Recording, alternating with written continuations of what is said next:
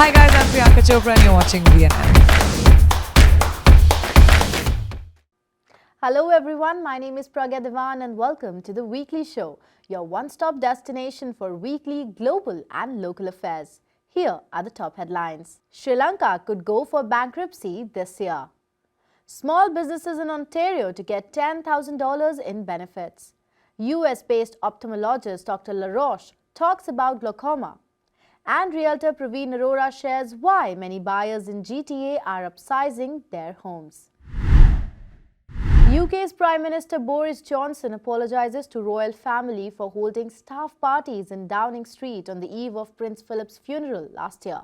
Johnson's spokesperson Jamie Davis acknowledged that the news of the gatherings has caused significant public anger.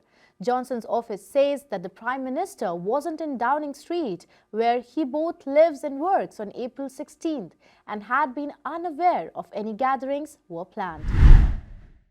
World's #1 ranked tennis player Novak Djokovic, who is currently surrounded by the controversy over his unvaccinated status, again grabbed headlines. The tennis player faces deportation again after the Australian government revoked his visa for a second time. Immigration Minister Alex Hawke says he used his ministerial discretion to cancel Djokovic's visa on public interest grounds. Just 3 days before play begins at the Australian Open, where Djokovic has won a record 9 of his 20 Grand Slam titles. Djokovic's lawyers were expected to appeal at the Federal Circuit and Family Court, which they already did last week on a procedural grounds after his visa was first cancelled when he landed at Melbourne Airport. Sri Lanka is facing a deepening financial and humanitarian crisis that could lead it to bankruptcy in 2022 as inflation rises to record levels. Mounting international debts and failing tourism are one of the primary factors for depreciating Sri Lankan rupee. Check our next report to know more. Countries are struggling to curb the rising cases of COVID-19, but Sri Lanka has another problem to deal with. The country is facing a deepening financial and humanitarian crisis, and it can go bankrupt this year as inflation rises to record levels and food prices are high. Reports say that inflation has been spurred by the government printing money to pay off domestic loans and foreign bonds. The situation has gotten so bad that people are lining up in long queues outside the passport offices as 1 in 4 Sri Lankans, mostly the young and the educated, want to leave the country. But what caused this financial crisis in Sri Lanka? What are the factors behind this catastrophe? We will find out shortly. This is Pragya Devan and you're watching Voice News Network.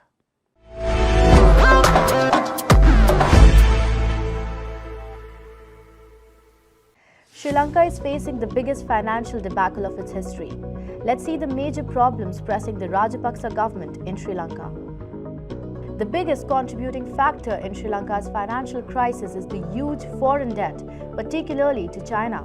Sri Lanka owes China more than $5 billion in debt and last year took an additional $1 billion loan from Beijing to help with its acute financial crisis, which is currently being paid in installments.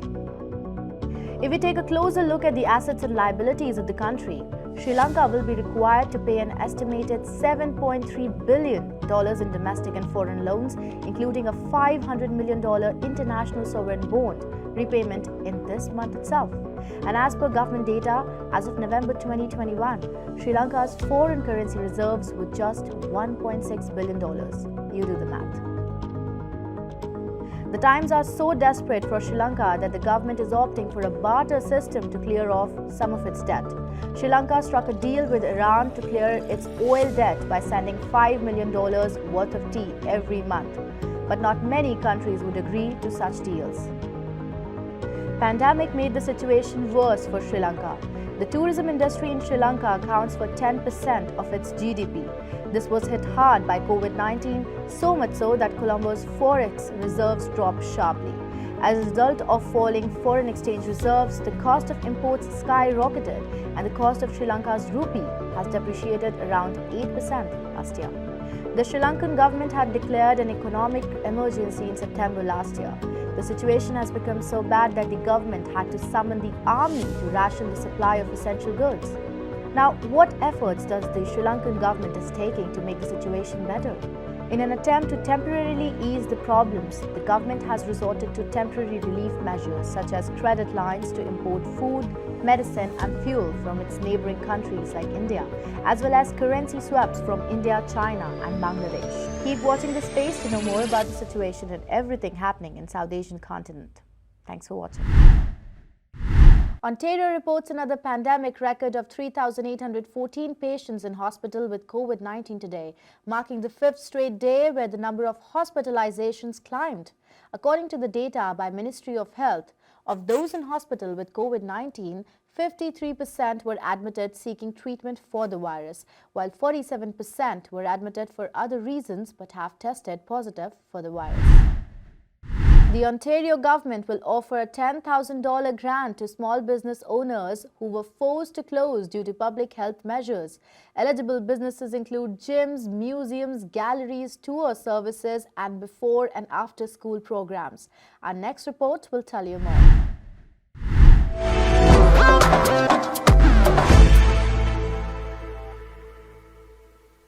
Amidst the rising number of Omicron cases in Ontario, many small businesses have been shut by the government due to public health measures.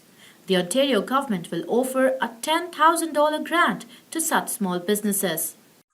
This new program will provide a one-time grant of $10,000 for eligible small businesses with less than 100 employees to help them during these challenging and unprecedented times.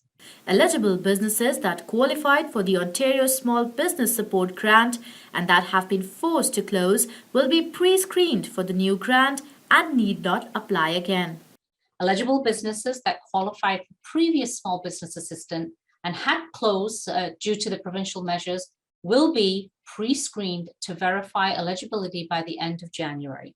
They will not need to reapply to the new program. New applicants will have the opportunity to apply for the Ontario COVID-19 Small Business Relief Grant. Eligible businesses include gyms, museums and galleries, tour services, and before and after school programs. So, some of the eligible businesses, they include restaurants and bars, and that includes Legions that provide food and beverage services, facilities for indoor sports and recreational fitness activities, so fitness centers and gyms, racing venues, casinos, bingo halls, and gaming establishments, meeting or event spaces, tour and guide services, performing arts centers, cinemas, museums, galleries, aquariums, zoos, science centers, landmarks, historic sites, botanical gardens, and similar attractions, conference centers and convention centers, driving instruction for individuals, and before and after school programs. Apart from the grant, the government is also offering some benefits for small business owners. Outside of this grant, we also have set up what we call the Business Costs Rebate Program. And that program is, so if you've been closed 50% or more, we will be giving you back 50% of your reported property tax and energy costs from the province, and that will be direct. So this includes your education and municipal property taxes. And on the energy side, that's your electricity, your natural gas, propane, heating oil. So we can give you that up to from 50%. And if you close down 100% from the government, we will give you 100% of that rebate. The province is also introducing a hydro relief program for businesses and residential customers. For residences and businesses, we're going to be initiating the off-peak time of use rate. So right now, that's going to come down to 8.2 cents per kilowatt hour. So nothing needs to be done. No one has to apply for this. It's going to be done automatically, and it's going to be implemented on January the 18th.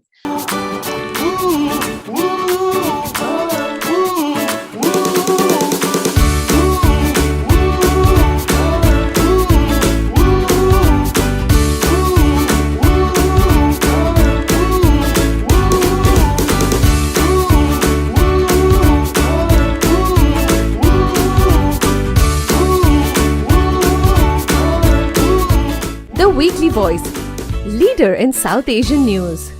COVID-19 cases are on the rise in Ontario, and according to the government officials, More such benefits and reliefs will come up in future to help the residents of Ontario in these times of crisis. The average price of a property in the GTA jumped to 17.8% in 2021 compared to 2020, according to the Toronto Regional Real Estate Boards. Buyers from the upper echelons of the market who have not been hurt by the pandemic are enticed by the interest rates and are investing in luxury homes. Realtor Praveen and Priya Bajaj discuss various factors that are leading people to upsize their homes. Check it out.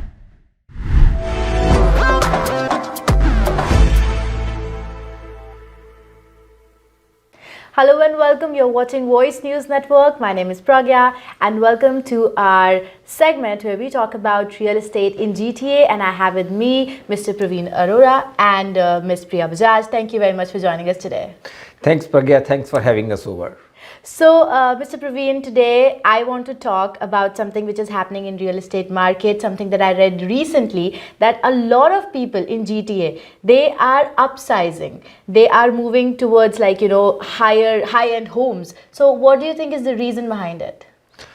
The biggest reason, Pragya, nowadays, especially why a lot of people want to upsize the house, there are two reasons which we see in the market. Number one, if we really look back 10 years ago or 5 years ago, when somebody was moving from a smaller house to the bigger house, let's say if somebody is living in a detached house in any particular area, and they are living in a detached house for 2000 square feet detached house, and at the same time if there is any other semi-detached, let's say 1900 square feet in that area, the price difference between semi-detached and detached was not that great, which is happening in the today's market.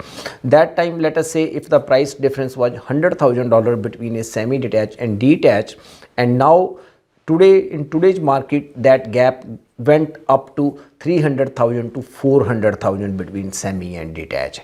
So that's why the gap between a smaller house and a bigger house is going bigger and bigger day by day. That's the number one reason, because they don't want to bridge a bigger gap down the road. And secondly is because interest rate is historically low. The mortgage rates are very low, because when they are upsizing property from smaller to bigger one, they are increasing their mortgage, most of the people. And when they increase the mortgage, they want to secure the mortgage at a lower rate, so that way their payment won't be a bigger payment. So that's the two reasons which we see a lot of people want to upsize the house in this market. Priya, do you want to add something to this? No, I completely agree with him what he has said, that there are two reasons that the people, they are looking to upsize, right? As we have seen the last year, almost 20 to 23% there is a growth in the prices. The prices have increased by that amount. So if a semi-detached, if we say earlier it was 1 million, right? So now as compared to the detached, which were around 1.4. So now their growth is, semi-detached has moved up to 1250, but the detached has moved from 1.4 to around 1.9, even 2 million as well. So that gap is keep on increasing. So I will suggest that people should, like if they are looking to upsize, they should do at this point, because there is another perspective, like another 15 to 20% growth for this year as well. And people who are planning to upsize, they are moving away from cities like Toronto, because there is no space, right? And people are moving towards cities like, for example, I know Brampton, we don't have that kind of space here as well, but it's still better than Toronto. What do you have to say on that? People are moving from the bigger cities to the smaller ones, outskirts, because few regions nowadays, a lot of people are working from home, so they don't have any problem because they don't need to commute on a daily basis. That's the one reason. And the second thing it is because outside the prices are still low, and their gap is not that much. Let's say if somebody is selling a house in Toronto area for 1.5 million, they can get a bigger and better house outskirts, maybe by adding another $200,000 to $300,000. But if they want to buy the similar type of property in Toronto, they may need to add $600,000 to $700,000 from their existing home. So that's the one reason. And secondly, because commuting is not a big problem, especially nowadays, they don't need to commute on a daily basis. So they don't mind even living a little bit outside. So if somebody commuting once a week, some of them they commuting twice a week, so it's not that bad commuting before that. And obviously talking about people who want to upsize, there is also an increase in the the sale of luxury houses because people are willing to shell more money. Do you think it is going to be the same this year as well? So for the luxury properties, I think so. That will be also there because in the last few years, which we saw, more and more those options are coming in the market. Even from the new construction side, there are a lot more options coming in the market. I'm sure that will be more and more down the road. And because people are, upsizing, what would be your advice to people of our community? Is it advisable to go for a costlier homes? See, the thing is this, Pragya, is a personal preference. First of all, I will always suggest, they have to see what's their requirement. If somebody need a bigger place, they need a bigger place.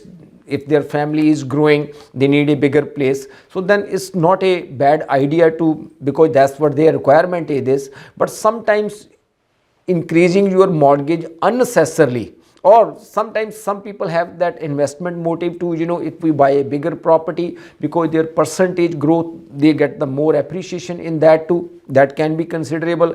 But by buying a bigger property for the sake of bigger property, I think that is not a good idea, because there is no point to increase your mortgage if it's not your necessity, and if you don't have this kind of thought process that you are appreciating your property, or you have a room to invest money in that property, then I think it's not a good idea, because you have to see what's your limits, and according to that you should be buying a property. So you're saying that there are pros and cons to this. Absolutely. When before we started doing this interview, you were talking about a report about how we can create a balance between inventory. Can you talk more about that? Pragya, there is one interesting report we will discuss maybe in the next time, in detail about that report. That is from the Scotia Senior Vice President. They put some information together, and that is very interesting information. Even I was not aware of that information. What they mention in that report, in G7 countries, and those are the developed countries, right? In those countries, in Canada is one of them, and in Canada there is 424 homes versus 1000 residents in Canada. So that number is quite low, and this number is going down since 2016, and that's why the prices are going up since 2016, and this inventory problem is becoming more and more. And he shared one thing very interesting, which is surprising for me also, that to balance this ratio they need to bring at least 100,000 homes immediately in the market if they want to balance this ratio. I think putting 100,000 new in the market is not an easy task. It's a big thing, to bring 100,000 dwelling in the market. So that ratio is very low in Canada, and that is one of the reason, the prices are going up, because housing is a commodity. So it always goes on supply and demand. Where is more demand and supply is less, definitely prices will go up. Yeah. So do you think you can see this thing changing in near future? I don't think so. In the coming year or so, it will be easy to make any change in the market, because bringing the new houses in the market, it will take some time.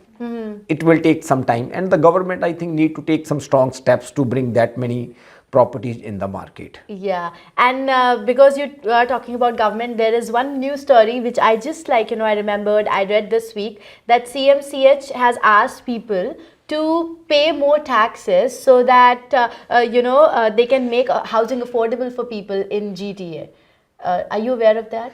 Actually, to be honest with you, I didn't read that one. So what are they saying? CMSC is saying? Yeah, they're saying that now the people who are living in Canada, especially in Ontario, they Right. should pay more taxes, additional taxes, so that we can make housing affordable for people here. I think Priya can give her opinion on that one. To be honest, even I have not read about it, but yes, I think so. CMHC is doing something so that for the first time buyers, they are doing some different kind of, you can say, the project, so that they can afford the properties. Otherwise, it's going to be very difficult for them specifically. And if I just come back to your original previous question, sorry, I'm going back to on that one, that people are basically, it's not basically they are looking into upsizing into the luxury homes. Maybe it's just their need. Being a woman, being a mother, I know everybody is working from home, so even a husband, wife, even the kids, they all need a separate spaces. So if the people who are living in a condo, they need a, you can say, a bigger space, so that could be the another reason that they are looking to upsize. Print, digital, radio, and video. You choose the media. We are the Voice Media Group. So as you've mentioned that it depends, it's a personal choice whether you want to Absolutely. upsize or not. What is your final word to our viewers who are watching it and they are thinking that, okay, maybe it's time that I should upsize, I should invest some more money and buy like a nice house for myself? I think, Pragya, if somebody has a necessity for the bigger house, I would say this is the perfect timing for that one. The reason why I'm saying perfect timing, because the gap between their existing house and the bigger house which they are looking for, it will go up down the road the way market conditions are. That's the number one thing. If today the house which you are living and you want to buy, the gap is let's say 400,000, tomorrow down the road, maybe after 6 months or 1 year, it may be 500,000 or 600,000. So you will be taking more mortgage on that one. That's the number one, right? And number two, today interest rate is very low. It look like there won't be a huge change in the interest rate down the road, but it may happen. But if you are getting a mortgage in today's market, you are securing a mortgage at very low rate, 1.5, 1.6. I think that's what normally is happening in the market. And down the road, if 1 quarter or 2 quarter interest rate goes up, so you will be end up having a mortgage at the higher payment. So these are the two things. If it's your necessity, I would say definitely it's a perfect timing to upsize. But if it's not necessity, then you may need to reconsider your decision if you want to upsize or not, right? Yeah. Priya, do you want to add something to this? No, that's I think the perfectly he mentioned everything. So it's basically depends upon the necessity of each and every individual. So based on that, you can make your wise decision. So all our viewers, if you have any questions, as you heard them, they have advice for everything related to real estate. So you can contact them. The details are at the below of your at the bottom of your screen. So thank you so much for joining us. Pragya, before I leave, I just want to give one more message to our viewers. A lot of people were asking us about nowadays, the other provinces like Alberta and Calgary. A lot of people are buying the houses there because the price point is lower there. I think maybe in the next episode we will talk in more details about that one. We do have options over there too if somebody is interested in those areas too. In the next episode, I think we will give more information about that too. I think it's an interesting thing. Definitely we'll talk about it. So viewers, if you are looking to buy houses in the provinces that Mr. Praveen mentioned, check out our next episode. Thank you very much. Thank you. Thank you. This week, Ambassador Praveen Varma and Bala Menon talk about a perceptible warming up in the Indo-Canada relationship. They also discuss Chinese attempts to wedge themselves deeper in Sri Lanka and the Maldives in a bid to contain India's influence in the region. Listen in.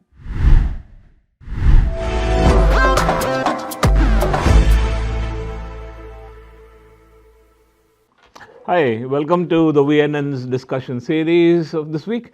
And we have with us, of course, Ambassador Praveen Varma. And today, I think it's a good day outside. It's a bit cold. Very good, a bit cold. And this year it seems till now, the weather has been playing a yo-yo. Comes into 1, then goes to -10, then again comes into 1 and again goes. We are expecting a snowstorm by Monday. By Monday, and today the wind, sunny and but the wind chill is about 16 to 17 degrees, so it's quite cold. Anyway, and of course, considering the cold outside, there seems to be a thaw in Indo-Canadian relations. Maybe is there a reset of ties taking place because of various factors? Maybe South China Sea, the Indo-Pacific, Canada's problems with China, and of course, India's growing clout and in the international community, and Canada says it doesn't want to be left out of the market. What do you think? Yeah, it's a good observation, Bala. I would say that there's an attempt to thaw the relationship because it has been in a cold storage for a long time. And the reasons are very well known to us, to you and me, and to all the people around, that there has been the problem of the Sikh extremism which was there over here in this The fringe rather. It Of is a course, fringe. it was always a fringe. But they make the most noise. It was always a fringe, but the point is that it gave an impression to an outsider, especially a person in India in politics, that the local government is not doing as much as it should towards cutting down or curbing the influence of these. But of course, there are a lot of political constraints in Canada to do that. I mean, the Sikhs are an influential community, and it should not be seen as discriminatory to one particular community, what's happening in distant lands. And that apart, I think the Sikh community is also very powerful in the political sphere in Canada. Yeah, but then you can't blame Indian politicians for this this freezing of the relationship, because perspective from India is this, and India feels that more should be done by the host government. We are both are large democracies, vibrant democracies, and we have much to gain from each other. And the sooner we sort of start doing more with each other, the better it is. The trade relationship is much lower than Very important. should be. Can be run into billions of dollars, isn't it? Yes, and our cooperation in international fora is not so visible. Yeah. So things have to improve, and this thaw is a must. As a matter of fact, it should defreeze very quickly, as soon as possible, and I'm sure both sides people are working hard to overcome the problems and see that things move forward quicker than now. And Canadian ministers like Mary, they've been talking to Indian ministers like Piyush Goyal and others to boost trade. That's a very important step, I think. And the Canadian pension plan, I think they're one of the largest foreign investors in India. Yeah, foreign institutional investment is going up in India, reason being that it's a very good market. Yes. And as we have discussed earlier, businesses don't see political relationships. They go where they find a playing level. A lot of Indian companies have been investing in Canada too. I mean, Vic Federley, I think he keeps tweeting about this investment coming from India, and he's been meeting Indian officials, and that's very. So that is encouraging. Businessmen see, but then if there is a political push along with that, then it is what in Hindi may say, "Sone mein suhaga." Things will move much faster. And another interesting thing was, for the first time, I think Canada has joined in maritime exercises in the Indo-Pacific, along with India, Japan, Australia. The dragon exercise. Yes, the Sea Dragon exercise, and I think it's going on now. It's anti-submarine warfare, and all the Canadian vessels are participating. Indian Navy and Australian, Japan, US. I think China is not very happy about it, but there it goes. But then again, all these things are directed towards containing China in South China Sea, in the waters of South China. And when you talk about Quad or AUKUS and this dragon, it's all sort of, I would say, aimed towards China. And Canada has recently joined this bandwagon because of their bitter experience with the Chinese with the Chinese on the Hawaii episode, and the arresting of their two Michaels in Canada. Yeah. So that had been a very bad public relations exercise for us with the Chinese in this country, and people in Canada are generally feeling that Chinese have been very unfair to the Canadians. And, which they have been. Yeah.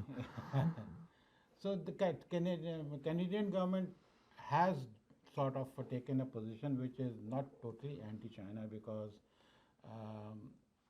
because of the trade relationship, and there are so many things they have to work together. It's not a Yeah, unipolar world, anymore. Yeah, that's true. But then it seemed to be more a bit inclined towards the Chinese interests, and more so because they're so well allied with USA, and the Chinese aim is to dethrone USA from their position. That's true. Yeah. So Americans, if they are dethroned, the Canadians, who are the major partners, will themselves also be have to That's be true, affected. yes.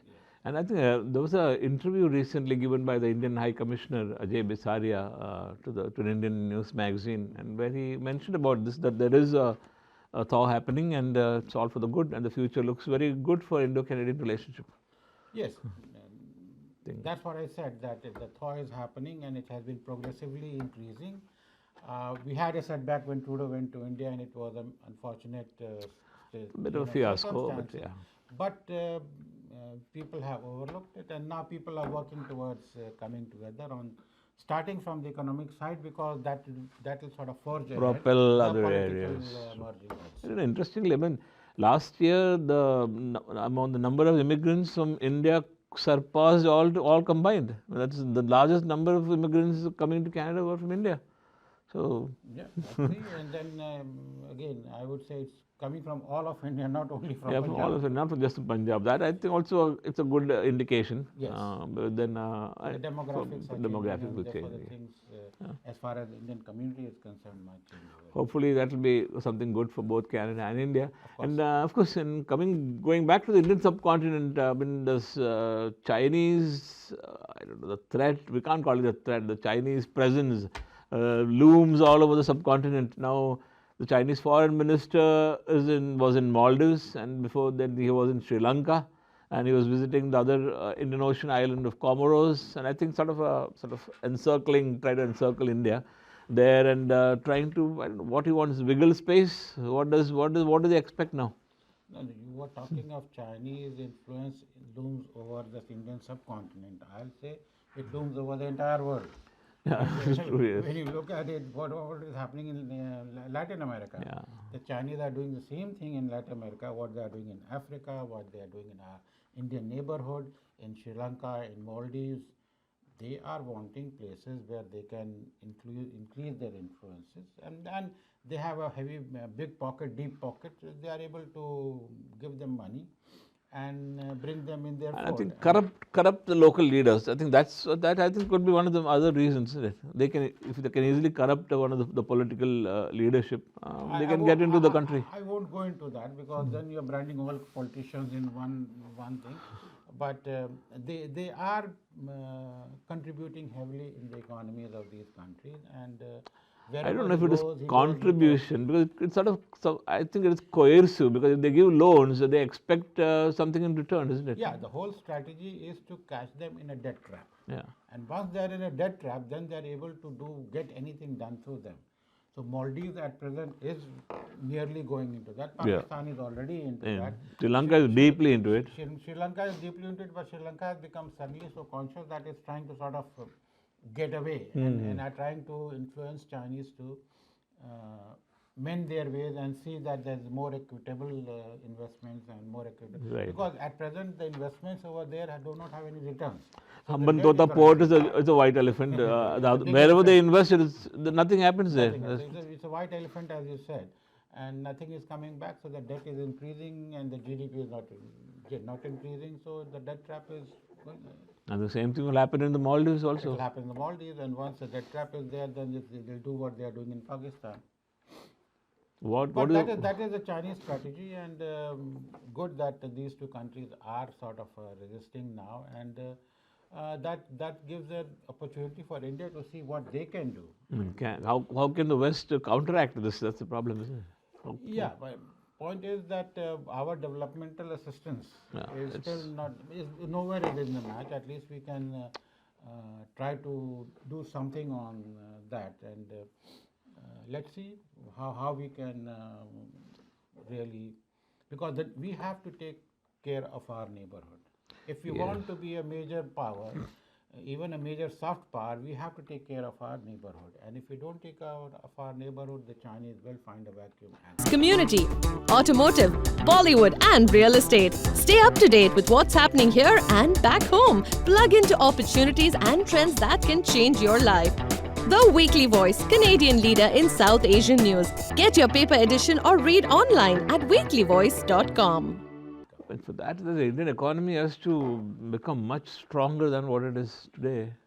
yes, Without it that, is getting stronger, yes, but our economy is basically quite contained.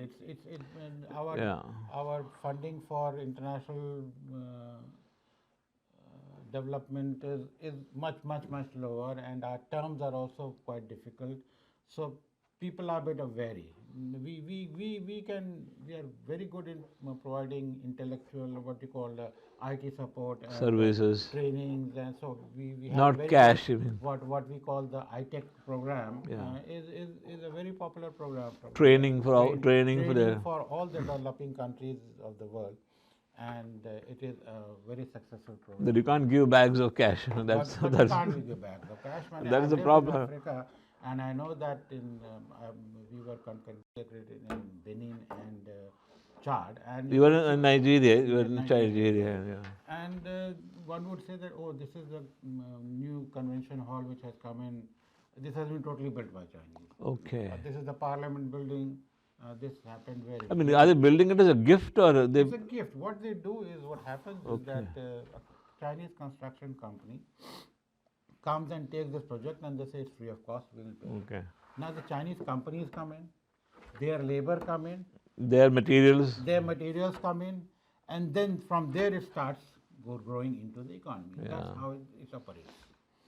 So after some time, those Chinese companies who are working for the Chinese government start working for the host Other government. projects, yeah, okay. The labor who is there is a cheaper labor, the cheap labor is available, they are working over there. So their economy starts working on those lines. It's a very productive investment on their side. Okay. But then it's something which, if I am given a free parliament building with all fittings and everything, I'll very well take it. But what they do is like this, and what we observe over there. We'll see what happens now between India and China. And of course, now they're building some homes and building houses in on the border with Bhutan or in Bhutanese territory. I mean, that's what it. Whether that is true. I'm not a student of Chinese politics in that area. In Bhutan. But what I understand is these villages were shown long time ago by NDTV, if you remember. Yes. And then the present government came out saying that these villages have been there For a long time. long time. And that is perhaps a part of an agreement or whatever it was. Yeah. I'm not a student of that. I will not be able to interfere. And these are the villages which are slowly growing. That was the route where Dalai Lama came into India. And through Bhutan. Oh, I didn't know that. Okay. Okay. And that place is supposed to be very important for the Buddhists. So I don't know. But then that problem is an old problem. That village has been standing there for a long time. So it's nothing new. I mean, they're projecting it as something new. I'm quoting only the television sources. Yeah. That the blame was being put on the local government that, see, they built a village. And then the government said this village is not new, this village is long old, it's been there for a long time. What do you think should India, coming back to something else now, about Russia and Putin and Ukraine, what should India's stand be on that thing? I think India has kept quiet on the subject. They have not made any statement. This is a problem between the Russian influence and the European or the NATO influence in that region. Russia still considers that Ukraine is as their backyard territory. Russian civilizational property. Right. So they consider it themselves. And the NATO trying to have arrangements with Ukraine, military, they have compared it with Cuba. That you are trying to influence these countries on military basis and want them to join NATO, which is my land. It's a Russian civilized. It's a Russian country. Yeah, it was part of the Soviet Union. Nothing doing. So they are flexing their muscles and they put their arm. They say they won't attack anybody, but then they have brought in their forces to counter Western influence. So it's a struggle between Russia and NATO, or Europe in general, or West in general. And Putin, being the spokesperson of the Western world, has been Russia, talking. yeah. And then another angle is that Putin has to look at his position also in Russia, and there has been some weakening. He is a strong man. He has to present that image. He wants to have an image, and he wants to see that he's seen on the world stage as an international proponent of Russian civilizational interests.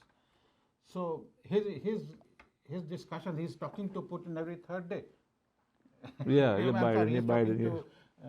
Biden. Yeah. And Biden is threatening him, but then for Putin, for his local consumption, it's a very good thing.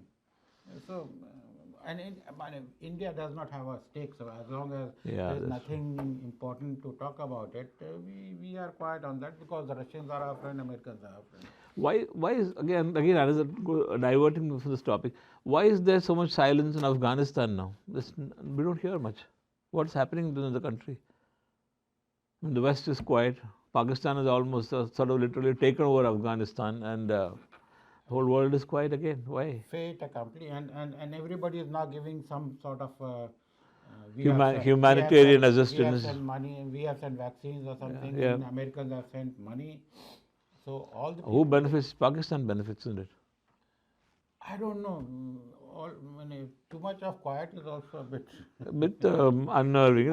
Something is happening. This is a question which we need to study and discuss next time, as to why is everything so quiet in Afghanistan. All quiet on the Afghan front. Wow. Let us see what happens. Anyway, I think that concludes our discussion for today, for this week, as part of our discussion series. And we'll get together next week again and get together and talk about some interesting topics again. Unless there's a further problem, and we hope that COVID situation improves. It's improving. And I think the peak is reaching now. I think peak is reaching, or has reached in some parts of the world. Right. So let's see. Thank you, Praveen. Thank you for viewing us, and welcome, and thank you. The month of January is observed as Glaucoma Awareness Month. Glaucoma is the leading cause of blindness in African Americans and people from the Caribbean. Dr. Daniel Laroch, Director of Glaucoma Services and President of Advanced Eye Care of New York, talks about the early symptoms of glaucoma and preventive measures.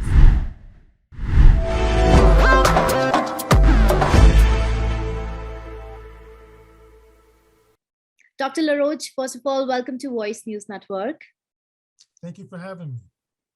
As you know, that January is Glaucoma Awareness Month, and being a specialist, you work with people of color, and you educate them about the dangers of glaucoma. And while this disease is common in many races, not many people are aware about it. So what is glaucoma? Yes, thank you. Glaucoma is a disease of the eyes, okay, usually associated with elevated eye pressure, okay? When you touch your eye, there's a pressure to that eye. That normal eye pressure is about 15. When the pressure goes up higher, around 18 and higher, that can start to lead to glaucoma. That can lead to damage to the nerve that connects the eye to the brain. And that can lead to slow peripheral vision loss that you don't really see until it's very, very late. And by the time you notice it, you may have lost 90% of your vision. So that's what glaucoma is the majority of the time. There are some less common cases that occur, secondary cases that can occur in infants and kids and children. But usually this is an adult disease that starts around age 40 or 50 years of age. Okay. So, who are at high risk of glaucoma? People with a family history of glaucoma, the elderly, people who've had trauma to the eye. Those are the main conditions. People also have large lenses in the eye. In my practice, the most common cause of glaucoma is enlargement of the lens inside the eye. And this is called, usually when it becomes large and opacified, it's called a cataract. But with aging, it gets larger in size. And when it gets larger in size, it blocks the drain inside the eye and also rubs up against the iris, the part of the eye that gives you the brown color of the eye. It rubs up and releases pigment that blocks the drain as well. So we have better techniques now with earlier surgery to take this cataract out and open up the drain with small devices, micro-invasive devices, like a thin needle, to open up the drain to help lower the pressure. These procedures take about 15 minutes. We do it at the hospital in the operating room, and you go home the same day. 80% of the time, you can get people off of eye drops. The standard of care is to use eye drops to help lower the eye pressure. 80% of the time, we can get people off of eye drops with this earlier surgery. Print, digital, radio, and video. You choose the media. We are the Voice Media Group. So, in most cases of glaucoma, I was reading about it, there is no pain and the loss of vision occurs slowly. So what are the early signs to diagnose glaucoma? Glaucoma is called a silent thief of sight because that pressure elevation from 15 to 18 or higher, you don't feel it. You don't feel it. And like I said, it slowly takes away your vision. Unless you have an acute attack of glaucoma, that's called angle closure, where the pressure shoots up to like 50, then you would feel some pain, but that's rare. So that's why it's very important that everyone gets a complete eye examination. You go see your specialist, your ophthalmologist, your optometrist. They'll check your vision. They'll take your history. They'll check your cornea, check for your lens, check for cataracts, check the eye pressure. Like I said, the mean normal is around 15. They'll dilate the eyes, take a look at the retina, take a look at the optic nerve to look for optic nerve excavation. Inside the eye, the optic nerve, normally you have a small cup, a cup disc ratio that's small, but with glaucoma, it gets larger and larger and larger. And we can look inside and see that as well. So those are the things. That's why it's important. If everything's okay, you get your eyes checked once a year. And if you do have glaucoma, make sure all your family members get checked because it can run your family. Yeah. So what are the best options according to you, through which we can prevent complete loss of vision in patients suffering from glaucoma? Like what kind of surgeries are involved? Well, like I said, the early cataract surgery and microinvasive glaucoma surgery, cataract surgery is so much more safer now than it was 25 years ago. It's the most common procedure done in the Americas. Millions of people have it every year. They have improved vision with multifocal lenses, and it helps to lower the pressure by about 5 points to help prevent glaucoma. Okay, and then also we have these new techniques with new devices to open up the drain as well. These microinvasive devices we didn't have, 10 years ago. So these techniques work very well to help lower the pressure. So in my practice, we have like a early surgical approach with earlier cataract surgery and microinvasive glaucoma surgery, and then we'll offer medications thereafter. And most patients choose to have that technique. We have some patient testimony videos as well on my website where you can see what the patient has gone through and how their vision has improved as well. So that's great news that we have new techniques to really help prevent blindness from glaucoma, reduce medication burden, many times get people off of eye drops so they can go back and live a normal life without being burdened with the thought of losing vision. Mm-hmm. And in the end, what measures you would recommend to our viewers so that they can prevent themselves from glaucoma? Well, some things that you want to do is make sure you get your eyes examined, get your eyes checked, because the doctor will be able to pick that up. There's no symptoms for you to pick up per se. So you want to get your eyes examined. That's the most important thing you can do. And the other thing is the things that you can do personally, eat healthy, lots of salads, lots of vegetables, baked chicken, baked fish, a healthy diet, exercise. Exercise improves the blood flow to the eye in your body. Walking 30 to 60 minutes a day is very important. Meditation, relaxation. By meditating and relaxing, breathing through your nose, deep breaths in and out in a dark room, in a quiet area for 20 minutes a day is a simple form of meditation that can lower your blood pressure by 20 points. It can lower your eye pressure by 20%. And that helps to prevent glaucoma and as well. And Dr. Laroch, you talk so much about how important it is to get vaccinated, and COVID-19 cases are rising here in Canada and in US as well. But still there is a lot of hesitation amongst people in getting vaccinated. Why do you think it is like this? I'm in New York City. In New York City, the Asian population is actually 99% vaccinated. It's a highly educated community. There are a lot of Asian physicians in the community. They're getting the message out, and people are highly vaccinated. In the Caucasian community, it's about 64%, and the African-American community, about 59%. the African-American community, there's a shortage of physicians. From the history of discrimination in America, there's a shortage of physicians and a shortage of healthcare facilities. So we still have to work to get that information out. But there's also bad information on media. In America, in the right-wing media, there's a lot of bad information because they don't like mandates, okay? The vaccine has been scientifically shown to be safe and efficacious to reducing death and mortality, okay? But the right-wing media doesn't want to acknowledge that. And unfortunately, when I analyze this, I found that the foundation of this really goes back to like the civil rights movement. When African Americans were fighting for freedom and they wanted freedom and laws to be passed, there were mandates to saying you cannot discriminate. Okay, those were legal mandates that you cannot discriminate. But unfortunately, there's people on the other side that still want the freedom to discriminate. They don't want mandates. So any mandate you put out there, a mandate of putting a mask, they don't want that because it's a mandate, because they want to just have the freedom to do what they want to do, including discriminate. That's the foundation of that. So this bad information is getting out there and it's confusing people. It's confusing Americans. And so that's a big thing that I'm running into, some patients that are resistant to getting the vaccine. The other thing is some religious hesitancy. Some people say, oh, it's against my religion, or it's against my beliefs, or I want to do more research.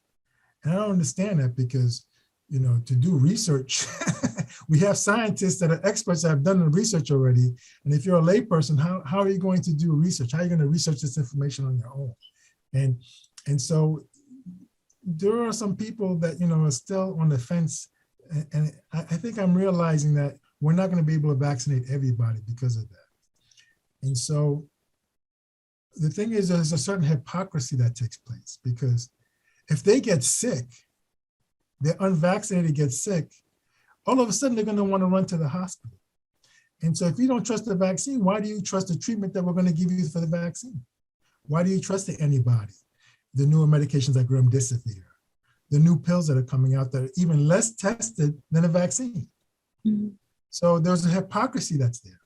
And the thing that people don't realize is that if you get this virus, and your chances of getting hospitalized are much higher, okay? And if you get this virus and you're in a hospital, you cannot have visitors, okay? You're gonna be in a COVID ward with no visitors. Yeah.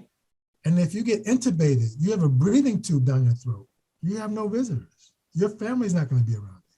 That is not a nice place to be, and people don't see that, okay? You really wanna try to avoid that. Mm-hmm. Now, the other thing that people can do also to reduce their risk is reduce obesity. In America, we have about a 40 or 50% of the people are obese. And when you're obese, your chances of getting COVID goes up by 50%. Your chances of being hospitalized goes up to 100%. Your chances of being in an intensive care unit is 75%. And your chance of dying, it goes up 50%. So you want to try to reduce your obesity. Take this time to like really eat healthy, salads, vegetables, baked chicken, baked fish. Exercise, walk 30, 60 minutes a day.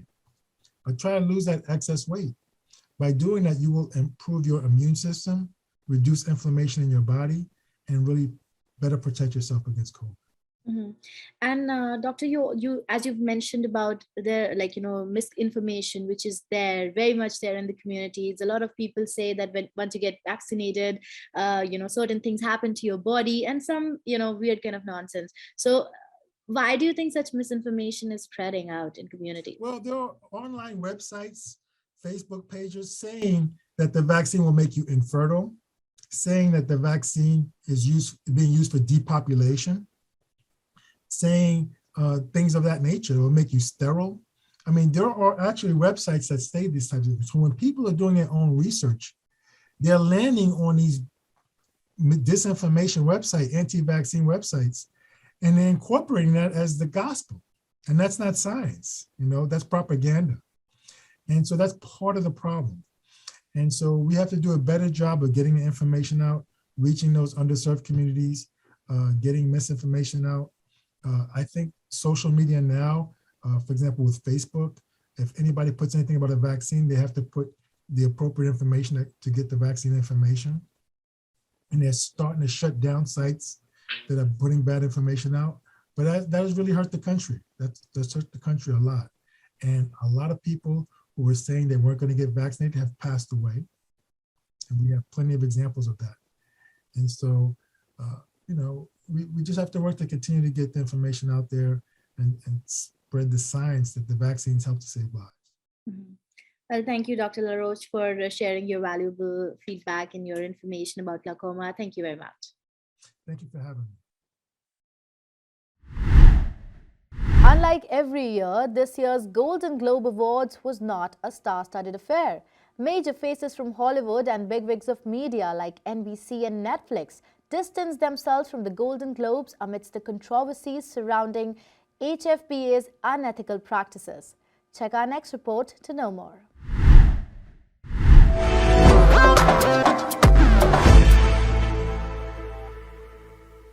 The glitz, the glamour, and the fans screaming their favorite star's name.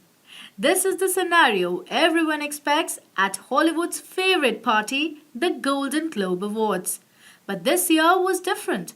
The venue for the awards was the same, the Beverly Hills Hotel, but there were no fans and certainly no stars.